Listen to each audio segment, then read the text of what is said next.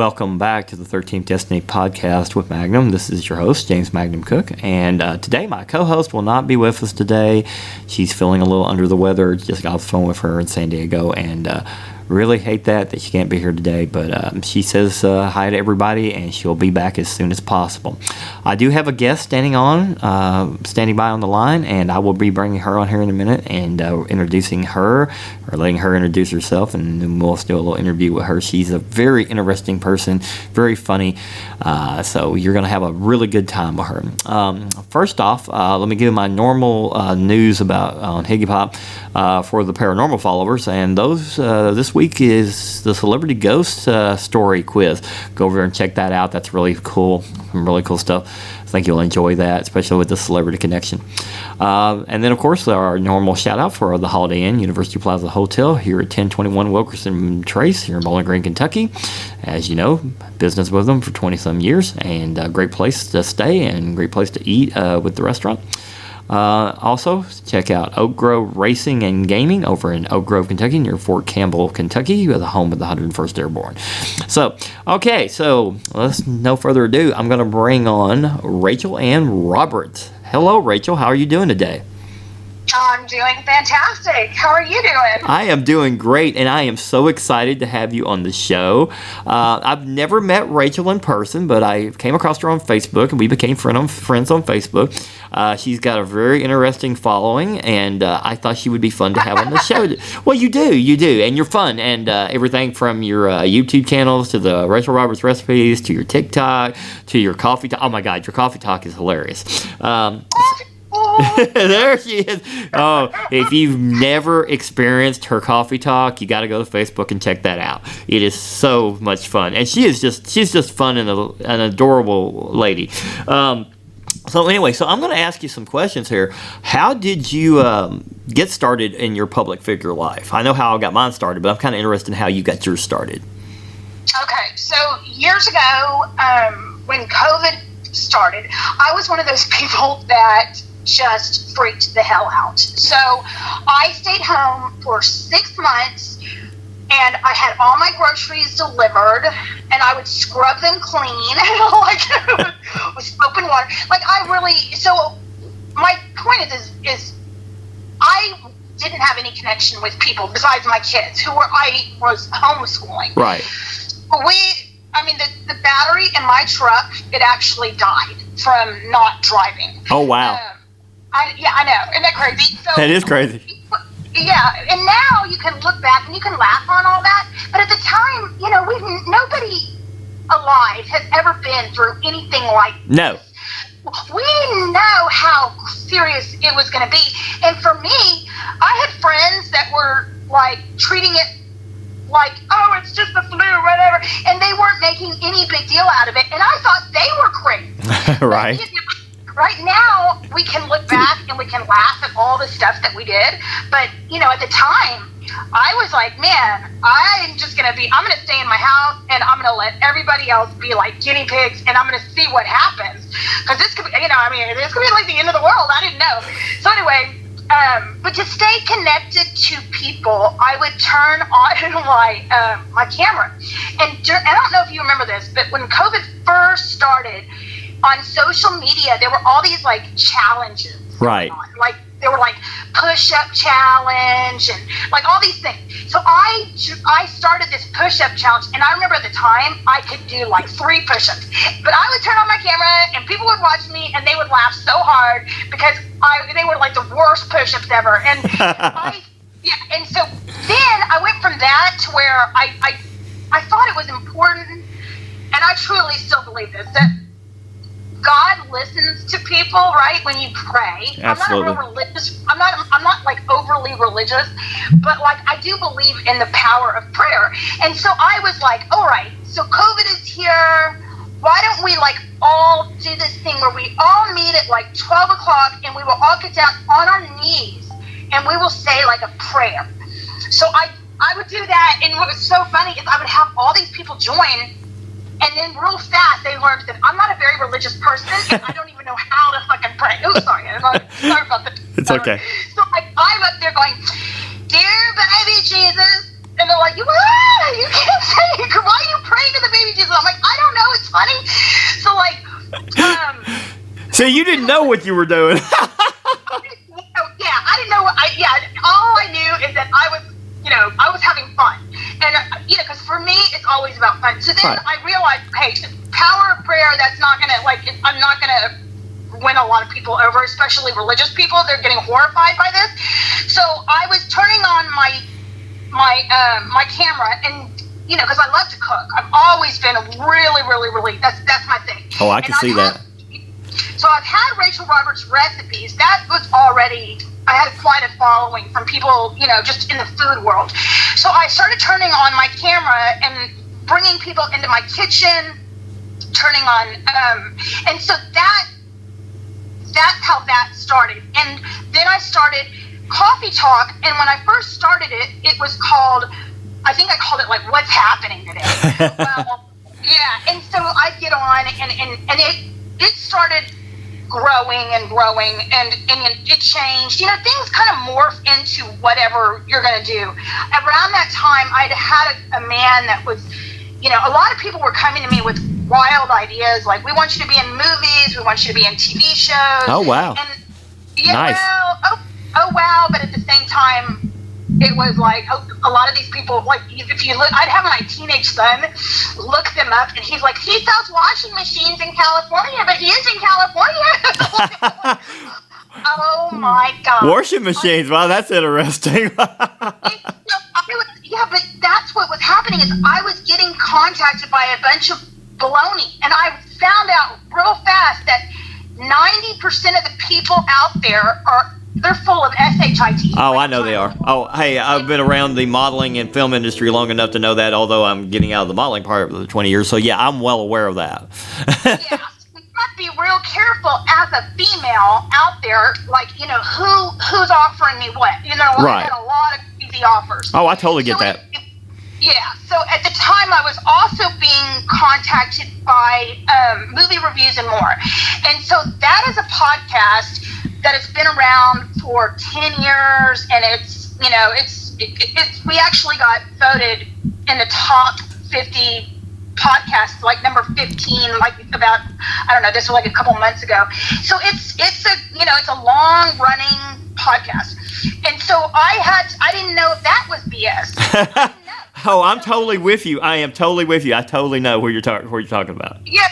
So it took me, it took me a while before I accepted, and the guy wanted me to be on his podcast as a guest.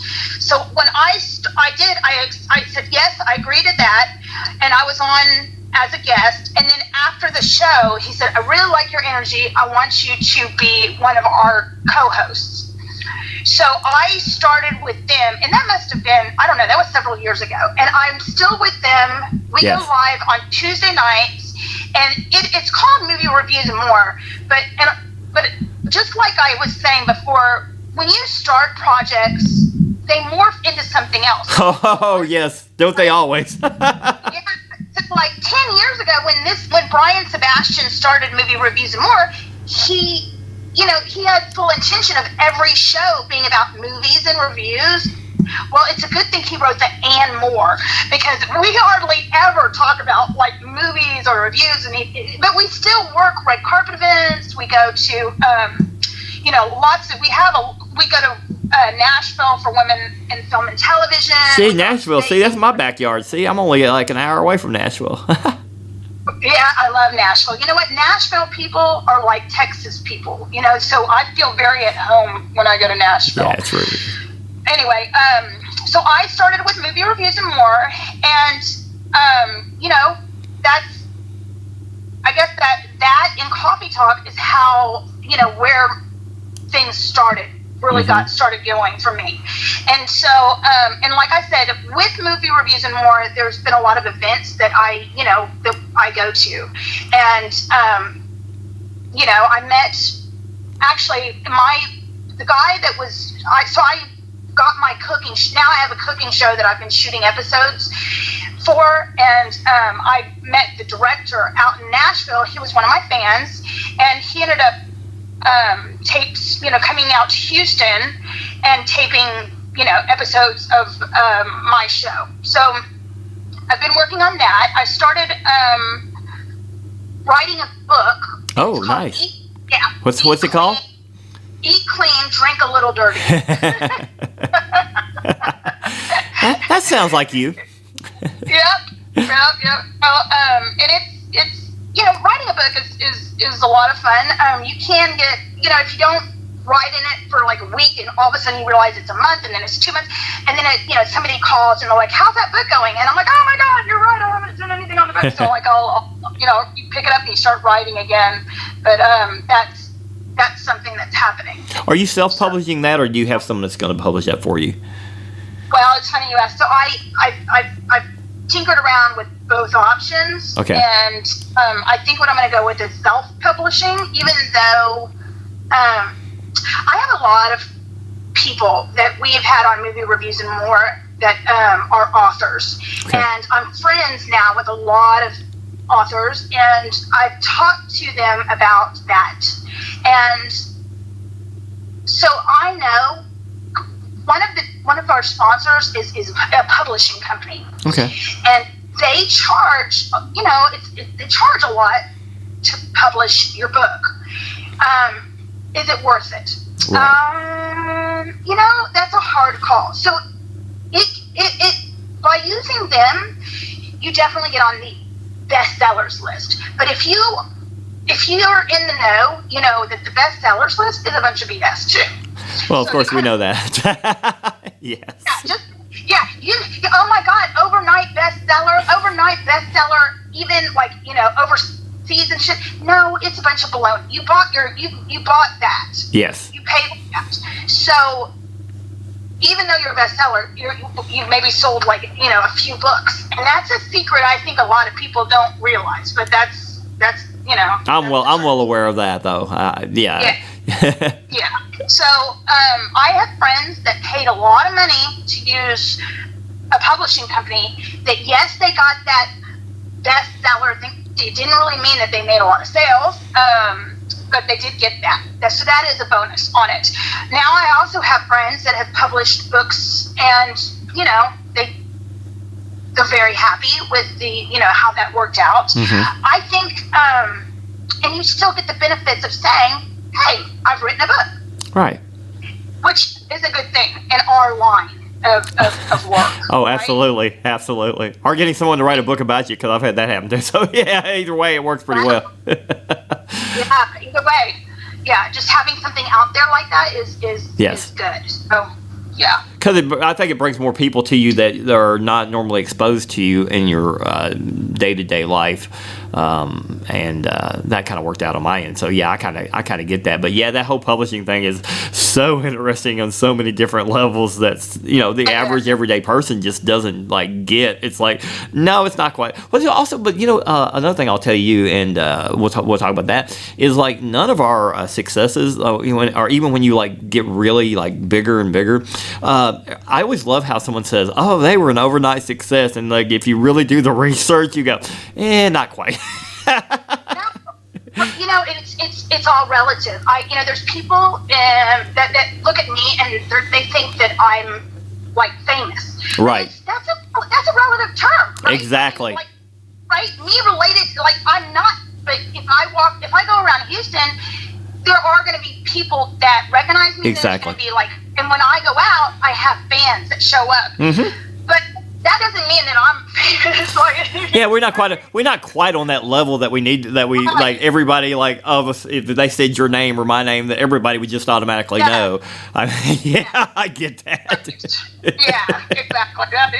It's a joke. It can be in a way, because it's like when you're in your backyard. I totally get that. In your backyard, just like here, I'm like, yeah, there's people know me for this, or people, and they go, oh, but you've done this, you've done that. I'm like, okay, but when I go somewhere else, I gotta convince someone who I am.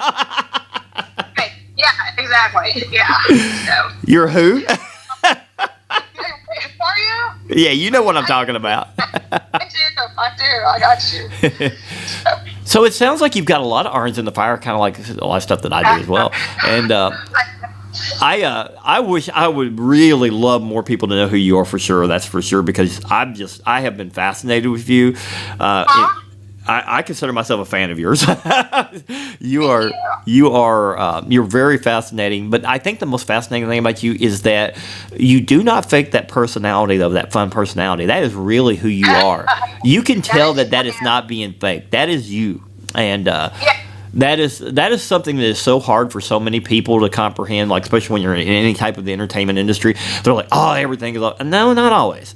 Like if you pay attention closely enough, you can tell when someone's personality is that personality based against something that's fake. You're not fake at all. You're exactly how you come across on Coffee Talk and all your other. You're you, and I think that's probably the reason that they wanted you for a co-host, because you definitely are you. Okay, so I have a lot of energy, and I wake up. In fact, I'm friends with the people up at the news station. I just got off the phone with Fox News about like 10 minutes ago. They called me up. Awesome. So I love them, and they felt my energy, and so I do stuff with them every now and then, like random stuff. But my energy, in fact, so I'm a wake up warrior. So on Fox News, if you are up in the morning watching them, like at 4 a.m., you can get you get your little coffee cup, and I am a wake up warrior. So I get up anywhere between 2:30 and 4 in the morning. I'm awake. I love it. I have got balls to the walls energy. And so, my kids think I'm crazy. I'm in there shooting content and with the camera on, and my teenager hasn't even gone to bed yet. He's coming out there what are you doing? I'm out there taking pictures and videos, and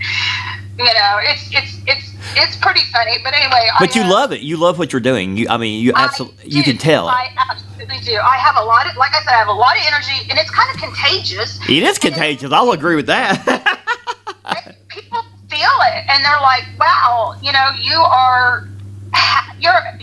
I've done people's podcasts, and they're like, how is it that you're happy every day?" And oh, you are happy every day. I can tell. I don't think I've ever seen anything negative of you. Nope. Yeah. And what's funny is if I felt that way, you would definitely see it. I have no problem coming on and showing the world, it's okay. Some days are not perfect.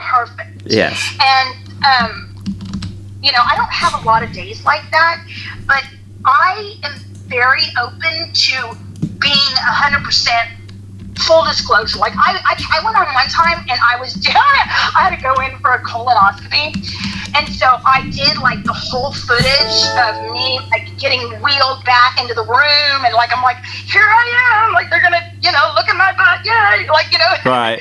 And I show people the good, bad, and ugly, and I tell people I'm going in for Botox. Yes. Yeah, you just had a shot and stuff in your rear end not too long ago, and you were like, I can handle pain. Yeah. I don't hide from what I do or who I am or any of that. And I like that. Yeah. Mm-hmm. Yep. That's one of the reasons I think you have the following that you have, though, is because you are so real, and I think it's refreshing in a lot of ways to be more real. I mean, I've done movies like Independence, and I'm some of them sucked, by the way, but it's just it's not really who you are 100% when you're doing stuff like that. But when you're doing what you're doing, I mean, you're coming across 100% you, and that's awesome. Yes, thank you. I appreciate you saying that. I'm kind of a weirdo. So I mean, really? People yeah. That's all right. We like weirdos. Right. So my friends, how what you see on me coming on in the mornings, and sometimes I'm just a complete Happy Tuesday, and it'll be Wednesday. Yeah, right. That is me in a nutshell. So when I'm with my friends, I look at them sometime, and I'm like, Am I okay? And they look at me up and down, and they're like, "You're fully dressed. You're okay. Let's go." And I don't know if it's because I'm 50 this year, and for a woman at my age, we start to have brain fog. There's some premenopausal bullshit. Right. There's all sorts of things that are happening, and so we don't I talk about people, or talk about it on my coffee talk in the mornings. Menopausal Monday, hey, blah, blah, blah. It's out there. This is real, and so half the time when you see me and I'm completely confused, I am completely confused. Right. The weirdest thing about when you say you're 50, it is shocking to me. I mean, I don't quite look my age except when I'm really worn down, but you don't even look close to 50. If no one's ever seen Rachel, you've got to check out her stuff, because she does not look like she's 50, and with the energy she has, it's almost impossible to believe that you're 50. Although, I mean, I know from looking at your stuff, but it's shocking. Yeah, I'll tell you, as a woman that is 50, we all have the ability to be our best, and it starts with taking care of your body, because your face, there's really, you can do a lot of products and stuff like that, but you got to, for women, we have to do upkeep. So you get a little Botox, here or there in your forehead, that stops, it'll help with the wrinkles, but your body, you should always, I do a lot of Pilates, and your body is something that you keep, and I do intermittent fasting, and so if you keep your body looking tight and young, and then you get the little a little Botox here and there on your face, you can pull it off. You can make it. A lot of times people let themselves go. You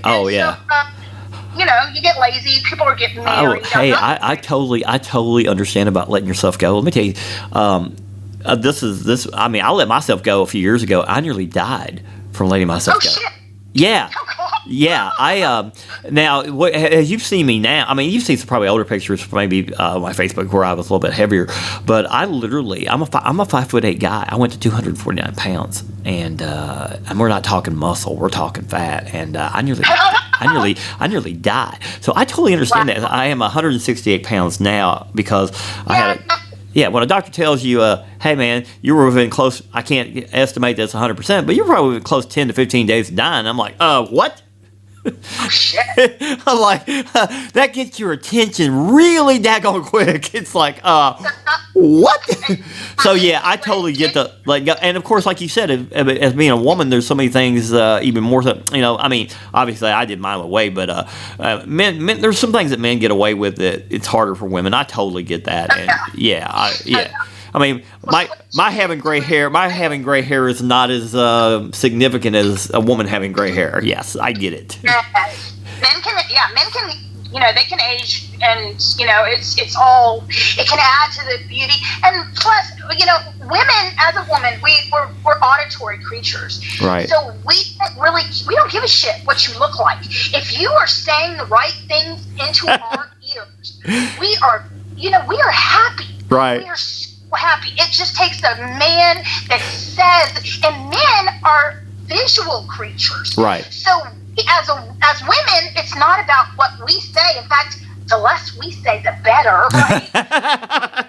Well, I don't know. I guess that depends on the woman, because some women might disagree with you. But seriously, it's just shut up and you look good, and men are happy. Right. Now, and it's the opposite. So, men, it really doesn't, for me, I don't care, it doesn't matter what a man looks like. It's more important that he is, that he says the right things. Right. That's an interesting thing to hear. No, I don't think we hear that a lot from some women, and that's a good thing for you to talk about, because I think so many things on communication between men and women. I think that's a big problem, that there's a lot of things that we know on both sides, and we just and we're both guilty on both sides, both men and women. And I'm glad you brought that up. See, you're so fascinating in so many ways. Because I'll have something. I don't know if I want to talk about this or not, because I just someone just told me something, and she's a really nice lady, and she said something to me. And of course, I've got a podcast. I've been on film. I've been on stuff, all these different things over the years. I've been in the public eye myself since I was 18 years old, because I was such a young private investigator, and it just kind of took off from there. But she said something to me, and I was like, when I first read it, I said, because I sent her a voice text. We were just talking, we're just friends and stuff, and she sent me something back, and she said, you have such a sexy voice, and I'm like, what? Like, where's that coming from? Because I'm like, I've never heard that before. That's a new one. But she's nice. But yeah, it was just kind of, it's one of those things where it's like, you threw me off. You threw me off. Yeah. I was like, well, you know what? The person, maybe, maybe you should explore that, right? Well, you never know, right? There might be something to that more than but I guess I was just so thrown. So anyway, speaking of your cooking, let's talk about your cooking for a little bit more. What are some of your favorite things that you like to cook and eat? Or do you? Okay, so I'll tell you. I don't really have favorites. Okay. I love food in general. But I love, what I like to do is I like to grow a lot, and I tell people, growing things, if you have the ability to do it, there's nothing more rewarding than walking into your garden, seeing what is growing, seeing what's out there, and then moving, like revolving a recipe around it. Oh. So right now, obviously we have nothing because everything froze, but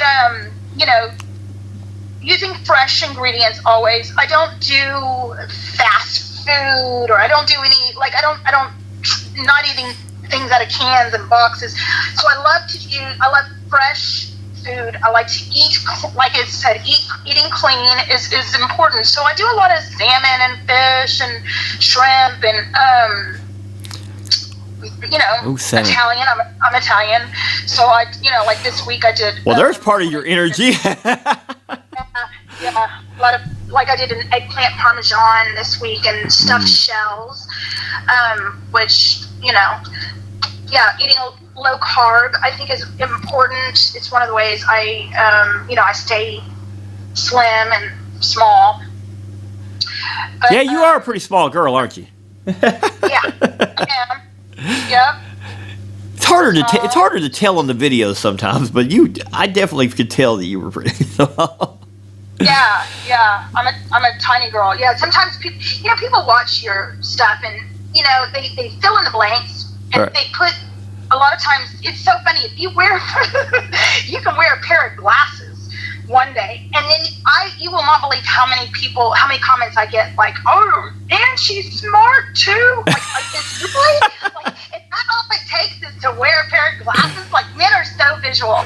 Like, oh my God, look, she's a brain. She's a brainiac. I'm like, okay, I'm not gonna claim that. I like it. But yeah, I definitely see where they would do that. Yeah, definitely. Yeah. Well, I don't think. Well, you seem fairly intelligent without that. I don't think you're not intelligent at all. I mean, I'm not. Yeah, I'm not a complete idiot. But I'm not. Right. Yeah, I'm not gonna go there and But you're totally right on the men's visual. As soon as you put the glasses on, it's kind of like, oh yeah, look how smart she is. Or like, you could probably put a lab coat on. You probably put a lab coat on with the glasses, and God knows how many comments you're going to get. I'm a doctor. Right. Right. Wow. Didn't know she was a doctor too. Yeah, I can see that. Exactly. See, this is why you're so much fun, though. This is just because it's just you doing your thing, and it's like all these other people are coming across. They're like, "What?" Well, I mean, I made a comment to you just recently, and because you went to the curly hair, and I was like, "Hey, the curly hair was beautiful. Keep it. I like it." You know what I'm going to talk to you about? What's that? So, okay, your show, it touches on the paranormal stuff. Is that right? That's the main part of the show. Then we do. Which I was talking to my co-host. The paranormal is like one of the top subjects because I do some paranormal investigators through my other stuff. But we also have travel, historical stuff, various things. So yeah, we kind of have a hodgepodge outside of the paranormal. But paranormal was one of the top subjects that I originally dived into with the podcast. So I want to tell you my paranormal story. Oh, awesome! This is perfect. Okay, well, I met this guy, like when I say I met this guy, this is a Facebook thing. So this guy is one of my fans. Okay. And he was living in Houston, and he said, I'm a paranormalist or whatever they're called, So I'm into that. And we became kind of friends. Like, he would text me, and he did these things where, like, he would take people like on tours. Yeah, tours of. Yeah, right. Yeah. So, and he loved to go shopping. I remember that. He loved to go to the Galleria, and he loved to buy stuff. And Interesting. kind of an interesting character, yeah. And he was always trying to get me to go. Like, you know, he's like, oh, you know, you could bring your kids, blah, blah, blah. Because I was always like, no, I can't leave my kid at home, blah, blah, blah. And he kept trying to get me to go. And I was like, no, I can't. But there were a couple of times that I came pretty close to going on one of these tours. Anyway, we're friends for, I don't know, maybe about a year. Okay. And one morning, like I said, I love to watch the news. And one morning, I'm watching the news, and they're like, breaking news. Paranormalist, I can't remember his name. And I'll tell you later. I'll try to figure it all out. But anyway, they said there's this guy in Houston, and he got busted for taking women out on these tours. Oh, no. Oh, yes. And it was like, I mean. Wow. Yeah, rape, kill, like, I mean. Oh, my God. I'll have to look that. You'll have to definitely share that with me for my, investigative background. Oh, my God. That's just, that's shocking. And my friend, I remember my friend saw this, and she calls me. That morning cracking up. She's like, oh, my God, Rachel, that's your guy, isn't it? And I'm like, oh, my God. And they had this thing. They were like, please call us if you have any information on this guy. Wow. So, like, I had to call and say, I'm friends with this guy. Like, this is crazy. And I told him the whole thing, like, how he would tell me, like, you know, that, and he invited me to go out on these ghost tours, and they said it was like that was his MO. That was not legitimate. It was not legitimate because most people I know in the paranormal would be nobody like that, but he was obviously taking advantage of the situation. Wow. Isn't that funny? Oh my God. Like that is just, because I usually, one of the things, like I said, I'd actually know some paranormal investigators and stuff, and I know them through, like, looking at their stuff and checking them out, and like, one of my really good friends on Facebook, who I've actually met in person, is Miranda Young, the ghost biker, and she's a female that rides her Harley Davidson across the country and has a YouTube channel and stuff, and does a lot of stuff like, and podcasting as well. I don't know, a lot of different people she's been on my show with before, but there is most of the people in that era would not be anything like that. That is whoa. That is crazy. But because but I think what you brought up here though, and going with my investigative background, you brought up something that women especially should be aware of. There are people that will take stuff that is very legit, has a very popular following, and if they're the bad guy, they're going to use it. And if they can get you, I'm glad you brought that up because, I mean, like I said, most of the people that are in that are really good people. That's not normal. So he definitely was taking advantage of the situation of the popularity, and oh my God.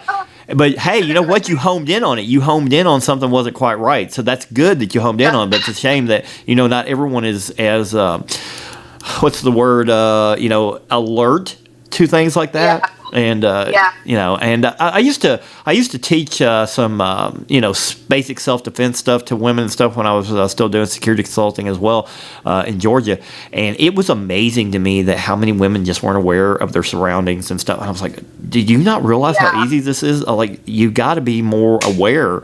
I'm like, not everybody's a bad guy, but not everybody's a good guy either. You just got to be aware. And if I've had a couple of times where people like have homed in on, and I'm like, and then once they've met me and they're like, oh, well, you're nothing like what I thought. And I'm like, well, yeah, but part of that's because I come across from my investigative background, and it depends on how you know me. And if you don't know me really well, I get that.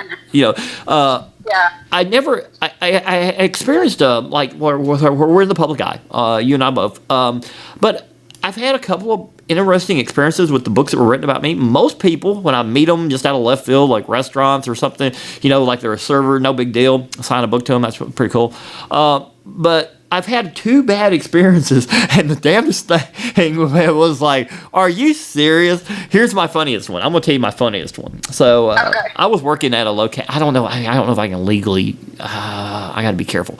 I will say that I was working doing demonstration stuff, which is like demoing and cooking food at this location. People here were going to know where this place is at because I did it here, and most people knew me, and I'd signed books to people in the department and stuff, and no problem whatsoever, and and then the next thing, there was this girl that I met, and then I signed this. I gave her the the book and everything, and the next day I get called. And I'm cracking up. My main boss is calling me. She called me and she said, "Hey, we got a problem." And I'm like, I said, "Problem with what?" She said, "You know that book you gave to the girl yesterday?" I'm like, "Yeah." She said, "They're wanting you to come in and," I said, "They're wanting." This is so we were. I'll kind of explain it. We were a demo department inside of a. That's associated with a major box store kind of company. Okay, so I'll explain that.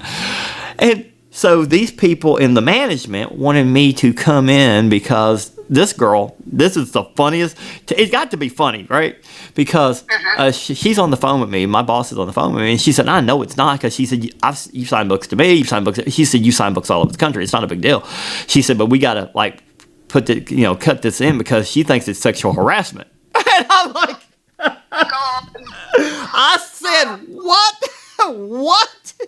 And she said, "Yeah, I know you're laughing, and so am I." She said, "But you still got to come in here and deal with this." And I'm like, "Oh my God, are you serious?" I said, "Over a book? Wow." It wasn't like the book had any explicit images or anything in it. What are you cracking up? So I was like, so these people in the management have no idea who I am or anything. And of course now my boss did. And I'm just like, you know what? I'm just gonna deal them a blow, and either however this goes, it's gonna be however this goes. And if I get fired because they couldn't really fire me, they could ban me, but they couldn't fire me. I'd have to be fired from her department because we were an outside kind of independent deal. So I printed off all this stuff about me, right? I went in there, and my boss was like, and this one, "Well, you can't do this because you can't bring the." I was like, "Oh, really?" I said, "That's fine. No one told me that." I said, "Because I've signed all this in my department over here." I said, "Yeah, but you can't." I was like, "You never said I couldn't do this." I said, "And now you're having someone freak out over this." And I said, I threw down this whole. I said, "By the way, I've been around for a while, and I'm not doing anything that I would ever do that to anyone for that reason. So if you want to play this game, that's fine. But," I said, "when you do," I said, "I think you might want to read through some of that." And he just went through a few pages, and he goes, "Yeah, I guess you are the type that would try to countersue us." And I'm like, "Probably would." Yeah, that's a good point. Being in the social media or being in the spotlight and being in, out there, it makes us more vulnerable to people and and they know that. Yes, they know it. So, they know it. And so there's a lot of shit that, in fact, I get it in my world, I'm dealing with stuff right now today.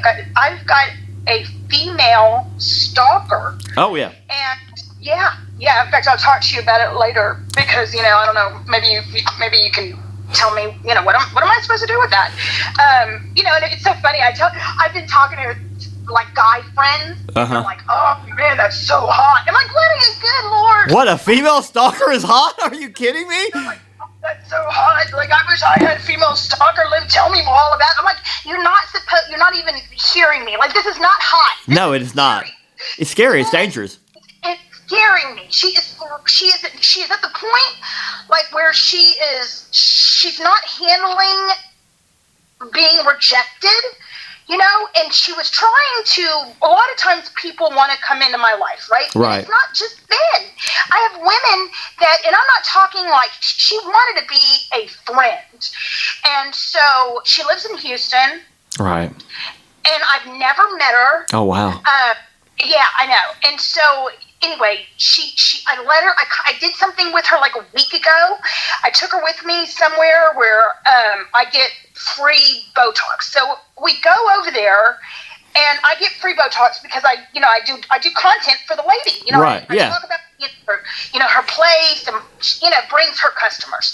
So I usually take with me one, like a friend, somebody that's worthy of receiving. And you're trying to be civil because we are in the public eye, and I get that. Yes. Yeah.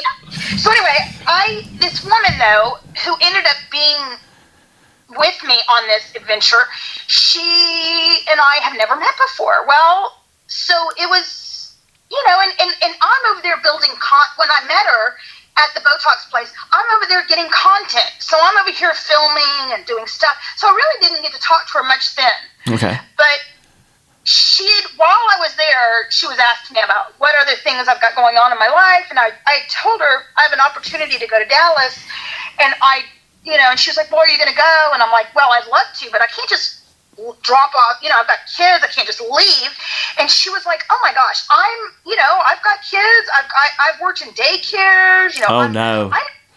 She's like, let me stay at your house. I will totally do this. And I'm like, are you seriously? And she's like, yes. Oh my God, girl, I have got you. And keep in mind, this is not a complete stranger. We have mutual friends that go back 25 years. Oh, okay. So, yeah. So, I agreed to let this woman take care of my older son. Obviously, he doesn't need anything. He's 16. But my 8-year-old needed to be picked up from school. Then the next day needed to be dropped off at school. Stay the night. Really everything is very easy. Not a big deal. Anyway, so I'm in Dallas. Uh-huh. And I get a phone call from my kid, and he is like, he's only been with her about an hour, and he calls me up and he's like, Mommy? And I'm like, yeah. And he's like, I'm firing the babysitter. Oh, wow. I'm like, you can't fire the babysitter. Oh, wow. He's like, I am, and I just did. And you can hear this woman in the background, yelling at my 8-year-old. And I'm in Dallas, right? And I'm like, oh shit, this is bad. Did you have anybody to send? Did you have anybody to send to your house? Yes. So okay. My 8-year-old has already, at this point, my 8-year-old is like, I've already called Kelly, and she's on her way to pick me up and get this BITCH out. Oh, wow. So Kelly, my friend, comes over, who is ex-Pentecostal. So, this woman, she's not going to put up with anything. She came in, and she got the woman out, and she took my kid, and everything was fine.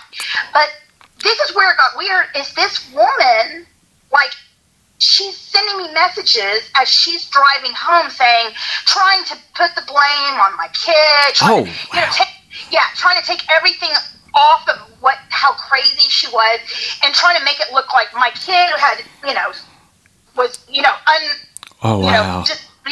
a mess. And I told her, don't worry about it. Yeah, my kid can be a handful. Don't worry about it. It's not a big deal. But at that point, I knew. Right, that she was a problem. This woman is not somebody I want to play with. This is not somebody I want to go out with. Right. This is not I want to be friends with. So at this point, I am just, telling the woman, it's okay, don't worry about it. So, it's okay. And I started ignoring her, though. Oh, no. And so she's sending me every day, still sending me all these long text messages, and I'm just, at this point, I'm not even responding. Oh, good God. Sounds like she has a personal interest in you, which is not good for a female, as you call it, a female stalker. Yeah, from my previous private investigation background, that is not a hot thing. By the way, as they were saying, I will tell any of these men that ever listen, hey, don't tell some woman that that's hot, because it's not. It can be highly more dangerous than a man stalking someone. When it's women can be very, if they want to, they can be very, committed. Oh, yeah, very, very, absolutely. This woman is, at this point, she is now threatening. She's sending me threatening messages saying, I am going to, teach you and your brat kid. I'm going to, you're going to realize, she's threatening me now. Yeah, I think you might want to turn that over to the police, just so you know. That's Okay. that's over the line. Once she starts threatening you, that's way too dangerous not for them to know. So just hey, I'm glad that I'm glad we're talking on this show today, because with my background, I'm telling you absolutely that woman is definitely dangerous. And I like you a lot. I don't want anything to happen to you or your kid. Thank you. So definitely get with I guess your Houston PD is who you would probably get with. But definitely let them know what's going on. I mean, you know what's funny? Is we're saying this, and it's like on a podcast. So if I turn up dead, right? Like, you know, the whole world's gonna be like, we heard all about it. Hey, well, I'm putting it on later this evening. So if something goes wrong, everyone's going to know, and I'm gonna be like, oh my God, no! I'll be like, yeah. But let's hope that don't happen. I would just suggest that you turn it over to the Houston PD. They'll probably be able to, at minimum, advise her. I mean, sometimes it's very hard. Even on but if you've got the text messages and stuff, obviously, and it's coming across threatening, and you're worried about, your kid most of all, and you. What's scary is that she knows where he goes to school, and she knows where we live. Yeah, you definitely need to turn that over. I think everybody now is going to be like, oh, wow, Magnum actually like going back to his old mode. I'm like, yep, I am, because, I know this is not, I didn't know this show was going to go like this today, but I'm so glad that this ended up coming up on the show, because I'm like, last thing I want to see on the news is my friend like, what the?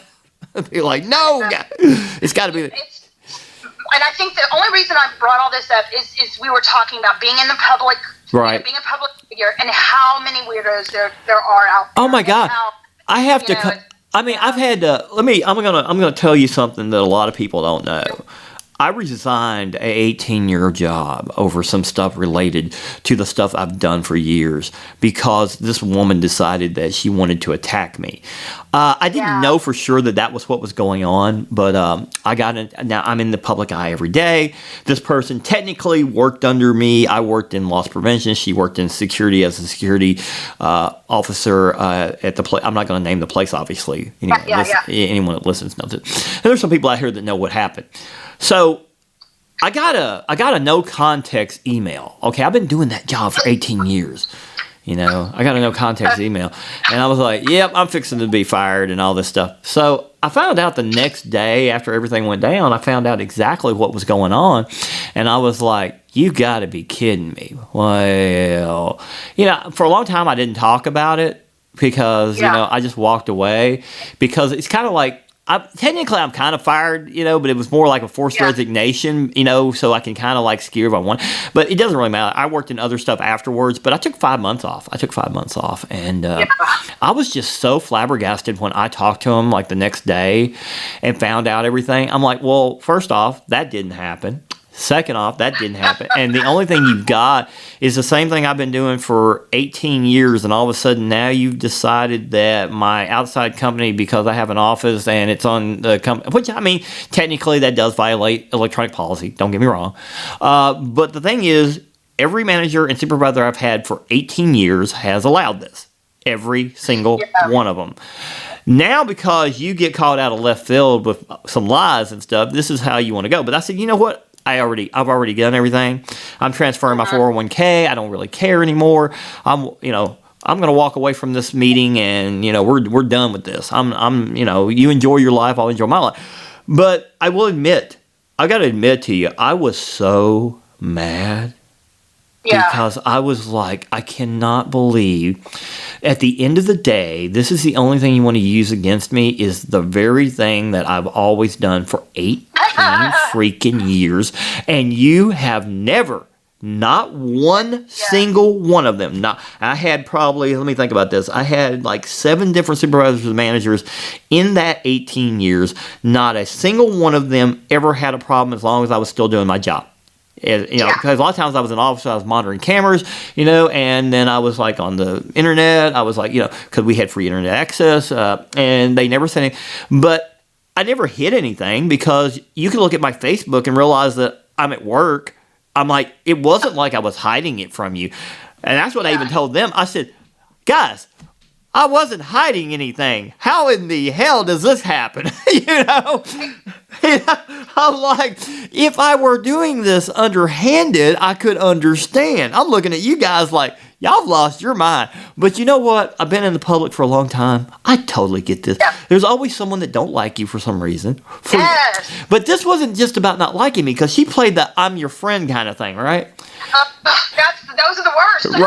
Right. So, and here's the thing. All she ever wanted at the end of the day, she wanted my job.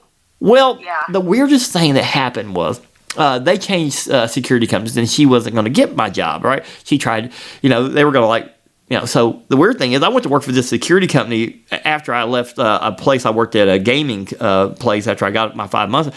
And ironically, we had the contract with this place I used to work. Okay, and I'm like, so I'm like, well, I know she's not working there, and I know that, but I still tell my bosses at that particular, I said, I really don't want to be assigned over there unless I absolutely have to.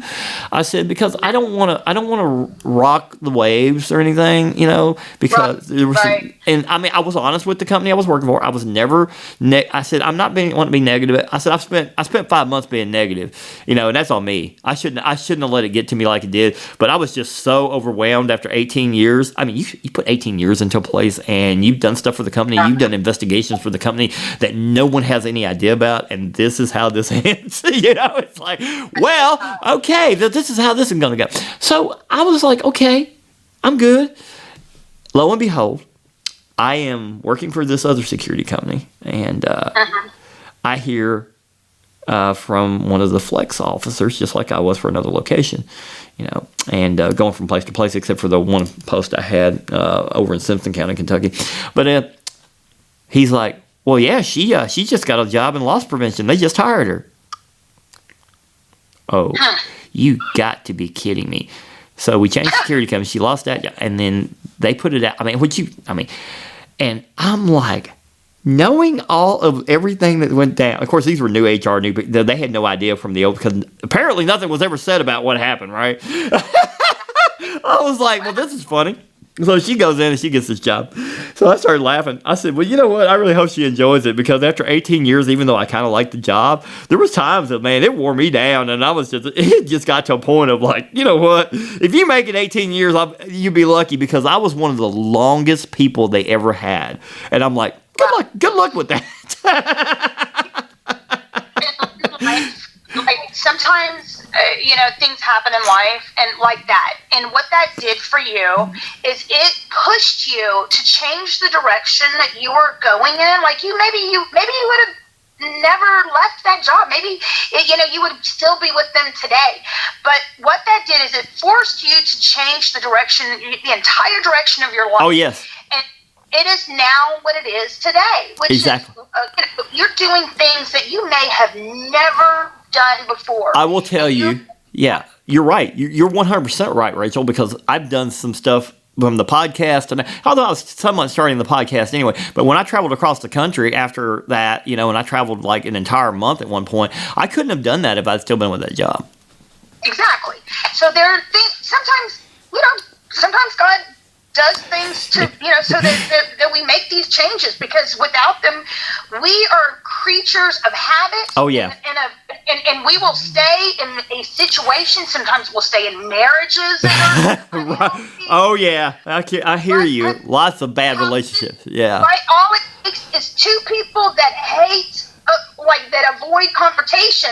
Can you imagine how long you could be married if you are one of those people that's like, I don't want to argue, right? So you're like, yeah, I always tell people, I said, there's nothing wrong with arguing in a relationship. Domestic violence is not, but I mean, just simple arguments and stuff, that's going to happen, people. You gotta know what the difference is. Some people just assume that. I said, no, there's a big difference, people. There's a difference between just arguing about something and someone hitting or beating on someone. That is a totally different thing. You can't do that, take that to that level. Because, I mean, I'll tell you a funny story. My dad was a minister late in life, but ironically, I grew up with this. He said, if you ever put your hands on a woman the wrong way, like beat her, he said, I'll put you in the ground. And that stuck with me. And I would, and I mean, I don't have any desire to do anything like that anyway. My ex-wife basically tried to kill me. So over absolutely nothing. It escalated on the second day of my marriage, which kind of put a sour taste in my mouth. And the weirdest thing, I go back to that and I'm going, all I asked you to do was keep your job. I was like, you went to a level I did not see coming. Now, there was some others. There's more to that story. I won't talk about it all on the podcast today. But yeah, I mean, and I was in the public eye then because I was in a very small town and I had ran for city commissioner once and I was in the process of running again. And I'm like, this is a joy. I'm sitting there going, what have I got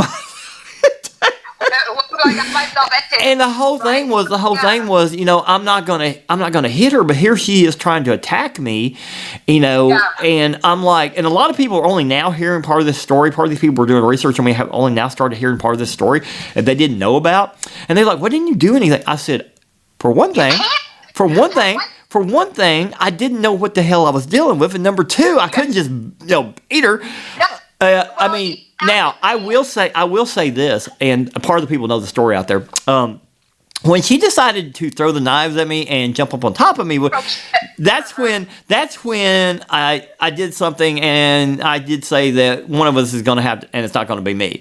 But but she dropped it, and that was the end of that story. But there's a lot more to that story, but it'd take us days to go into all that craziness. I want to say this, that men are definitely at a disadvantage because women, we can jump on a man, we can do whatever the hell, right? We can do a lot of things, and the police are not, they're gonna say, well, it's a woman. But for a man, now you can't even look at us funny, and we're gonna be like, sexual harassment. Like there's so many. We're not on an even playing field here. So I mean, right. Yeah, so which I'll play devil advocate for the men. Part of that is because there were a lot of bad men, but not everybody. Yeah. But you don't know. But the problem is that laws and stuff, they get passed, and it's like people don't know where to draw the line, and they think just like the whole deal with the book. I sign a book to you, and it's like, listen, look how many, which I pointed out to them. I showed them all these pictures of all these multiple people, women and men I've signed the book to. And I'm like, the forward, I said, I didn't even write it. I said, it's just about me. And I was like, and they're looking at all these pictures, and they're going, oh. And suddenly they're backing up because it's like, I'm like, I didn't sign them to just women. Yeah, a majority are women, but if you will look, I've signed them to men as well. I signed them to one guy that I actually dedicated the podcast to. He's a very good friend of mine, and not the podcast, but podcast episode, excuse me. And he's a police officer now. I'm like, y'all are taking a lot of stuff out of context, and it's always this little one that you would never expect, right? It's like, what the hell? Yeah. I was like, the ones I'm expecting are not the ones that are coming. But thank you for mentioning that, because and look, there are some bad men out there, and they really have done sexual harassment. They have. But it's not every single person, and it's not sometimes over things that you like we're like, hey, we're targets. You and me are targets. Because the more we're in the public eye, the more we're a target. And it just takes one person, like your stalker or my, and they're just like, and then other people go, well, I've never known him or her like that. I'm like, well, of course not, because we're not like that. Right. You have to be very careful, like, who you associate with. It's gotten so much worse. And I love the few fans that I have, and a lot of fans are friends and stuff, and we try to love our fans, and we try to be, but not overly, and just, and I get it. I mean, we're in that public eye, and we have to deal with this and I still work a regular job. You still do.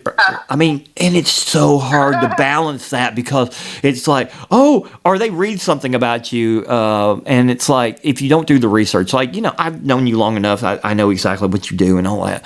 But someone reads something about me, and I start cracking up. I go, and I had mentioned this on a previous podcast about a guy that's doing a song about me, and I was like, are you seriously thinking I'm worth $100 million? I don't even know where they got these figures from, but it'll go it's called, I don't know if you've ever seen this. There's a site called Celebrity Net Worth, and I've seen figures from $3 million to $100 million on me. And I'm thinking, first off, it's funny. And then in a way, it's not funny because you got people that don't do the research.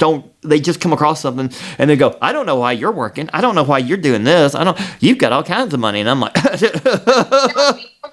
I have friends that are, semi-famous musicians that don't make shit. The thing is, people that are following their dreams like we are. Exactly. We don't get paid. Nobody's paying me to do coffee talk. Nobody's pays me to do what I'm doing. I don't get paid shit. Now, do I have sponsors? Sure, I've got a few here and there. But it's enough to make life livable, but it's barely. Exactly. So when you hear about I've heard about Brad Pitt, even he and living in his car during making the beginning of there are so many famous people, starting out. Exactly. Fame alone, and I'll bring that up since we brought this up. Yeah. I've tried to convince people, fame alone does not make you rich. It doesn't pay anything. You don't get paid shit. No, you can be famous. Exactly. You can be famous and not get paid. And exactly. I mean, I'm in the infancy of my podcast, even though I'm on my 4th season. But we're just now working on Patreon, stuff like that. I mean, we are not getting a ton of money off the podcast. I mean, I'd like to. And someone comes across to me and they tell me, hey, man, I saw you were worth this. I was like, where are you work? Like, I still work. I do DoorDash, by the way. I don't know if I brought that up. I think you probably, because you're on my Facebook, I do. You did? I was going to apply as an Uber driver a couple months ago. I was seriously considering it.